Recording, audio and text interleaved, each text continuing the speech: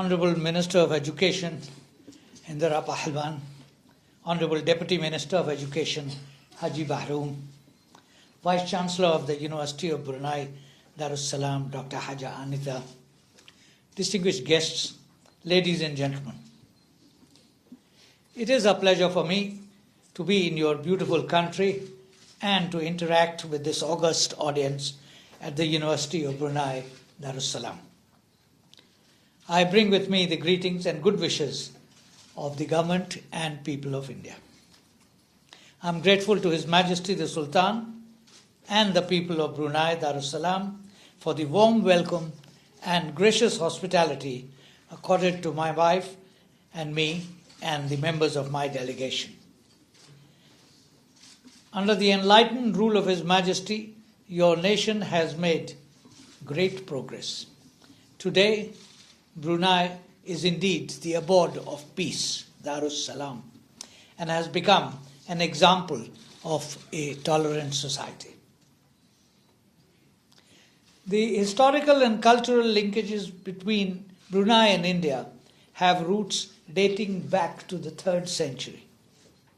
These have given us confidence to forge a strong and abiding relationship in modern times. India was amongst the first countries to welcome Brunei to the Committee of Nations when it gained full independence in the year 1984. Since then, we have shared warm and friendly relations. The visit of His Majesty to India in 1992 and in 2008 and again in 2012 for the ASEAN-India Commemorative Summit held in New Delhi helped strengthen our ties. His Majesty enjoys the highest esteem in the hearts and minds of the Indian people. My visit is a reaffirmation of the importance that India accords to its relations with Brunei and our keen desire to further deepen and intensify our relations. The sustained economic growth in India, driven by a youthful population with rising aspirations, makes India one of the most dependable long-term energy markets in the world. Energy trade is an area where India and Brunei have strong complementarities. At present, India imports crude worth $1 billion from Brunei.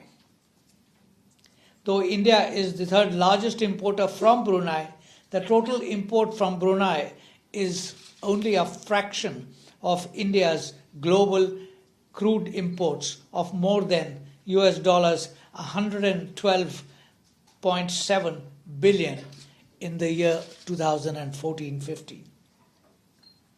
As India embarks upon a sustained high-level trajectory, the energy requirements in India are increasing. This offers Brunei an opportunity to enhance export of hydrocarbons to India. The growing Indian economy also provides us with an opportunity to move beyond the typical energy seller-buyer relationship. There is a tremendous potential to diversify and do value addition in the hydrocarbon export chain.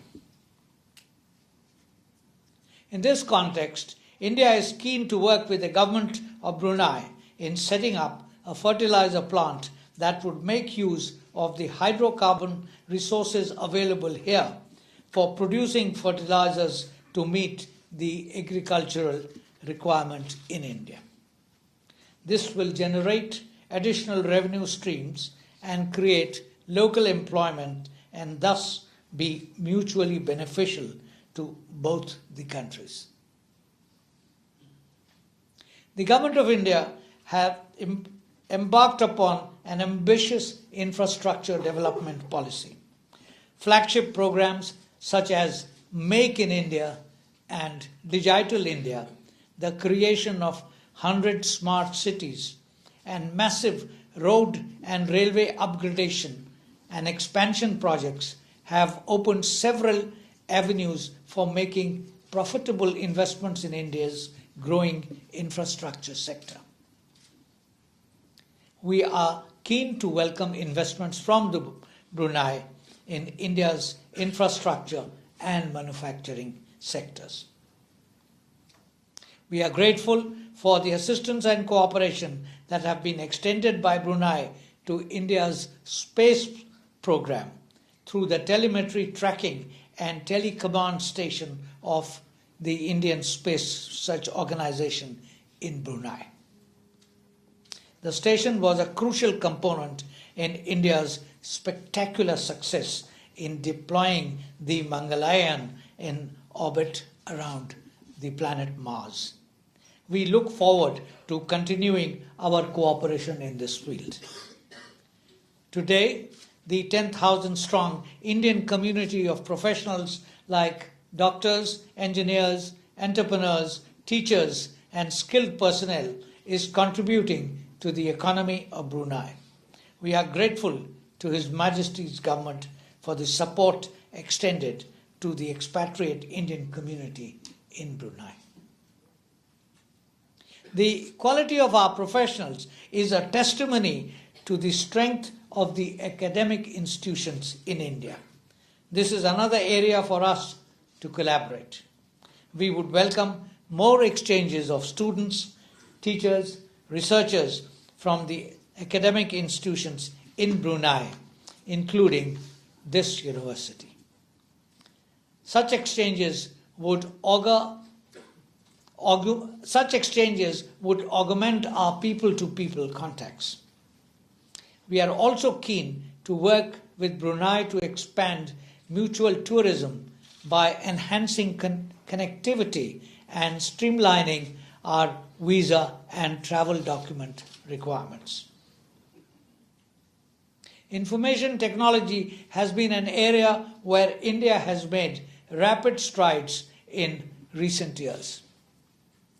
This can be an area of enhancing our mutual cooperation, and India would be keen to share its experience and expertise in the field of information technology in accordance with the wishes and requirements of the people and the government of Brunei. As trading economies, both India and Brunei have an interest in maintaining the safety of sea lanes and maritime security. For some years now, Indian naval ships have been visiting Brunei, and your ships have also participated in some of our joint exercises. This has laid the ground for deepening our cooperation in the defense sector, including by training of defense personnel in various fields.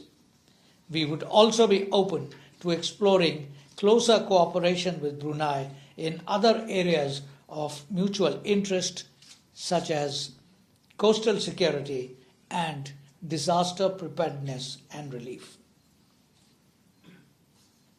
India and Brunei cooperate closely on several issues in international bodies, including in the United Nations and in the Commonwealth.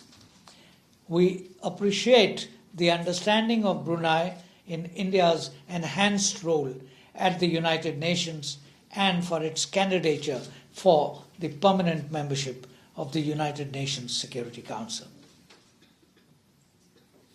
India and Brunei, ladies and gentlemen, share common perspectives on several global issues, including that of climate change. India has a long history and tradition of harmonious coexistence between man and nature. Human beings here have regarded fauna and flora as part of their family. This is part of our heritage and manifest in our lifestyle and traditional practices. We represent a culture that calls our planet Mother Earth. It is therefore natural for India to be at the forefront of dealing with managing the adverse impact of climate change in the spirit of common but differentiated responsibilities. The scourge of terrorism is a challenge for all peace-loving countries of the world. We are determined to combat this menace with strong cooperation with like-minded countries. We would be keen to expand our cooperation with Brunei in combating global terrorism, particularly preventing financing of terrorism through sharing of information. Both our countries have equal stakes in the security and prosperity of our shared Asian neighborhood. The scope of India's engagement with East and Southeast Asia have grown steadily in the last 2 decades. We seek to promote not only mutually beneficial bilateral cooperation, but also to work institutionally with the regional partners and foster a climate that is conducive to stability, security, and economic development in our region. It is to the great credit of ASEAN countries that they have led the way in cooperation and integration, not only amongst themselves, but also in the broader region. For India, it is an article of faith of our Look East policy that ASEAN must remain central to the future evolution of regional mechanisms, which must be open and inclusive. We share your vision and aspirations for the region, and we applaud your march towards an ASEAN economic community. We value the support extended by Brunei in making India a full dialogue partner of ASEAN and in the ongoing India-ASEAN FTA negotiations. It reflects Brunei's understanding of the Look East policy of India, which is aimed at integrating India's multifaceted relations with ASEAN and beyond. Similarly, the decision at the 3rd East Asia Summit at Singapore last November on the Nalanda University initiative is deeply appreciated. With the advent of a new government, we upgraded our policy towards Southeast and East Asia from Look East to Act East, to indicate India's resolve to move with a great sense of priority and speed to intensify our cooperation in security, trade, investment, connectivity, and capacity building, and strengthening people-to-people linkages with ASEAN countries. Our new Make in India initiative opens up new vistas for investment from ASEAN into India. These include sectors such as smart cities, roads and highways, ports, railways, power and urban infrastructure. The India-ASEAN agreements on trade and services and investments will also unleash large potential for mutual investment.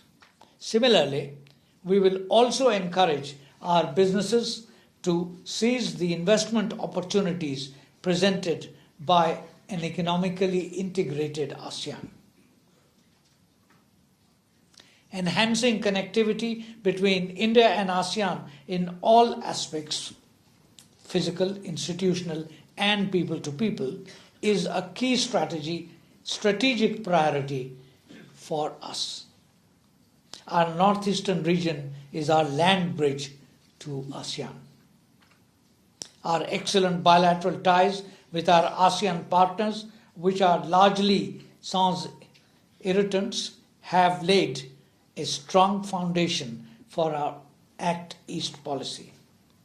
As ASEAN emerges in charting out its post-2015 roadmap, India is also working on drafting the ASEAN-India Plan of Action for the period 2016-2021 to translate the ASEAN-India strategic partnership vision into concrete action for greater progress and prosperity of our people and our countries.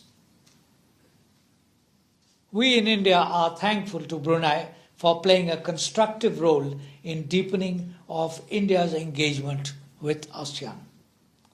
As Brunei prepares for greater integration into the ASEAN community, India will continue to steadfastly support Brunei in assuming its rightful place in the Committee of Nations as a dependable friend and a partner. The time has come, ladies and gentlemen, for taking our partnership to a higher level in order to bring greater prosperity to our people and peace and stability in the region. We in India are confident that our relationship will continue to prosper and develop. I thank you for inviting me today. Long live India-Brunei friendship. Thank you very much.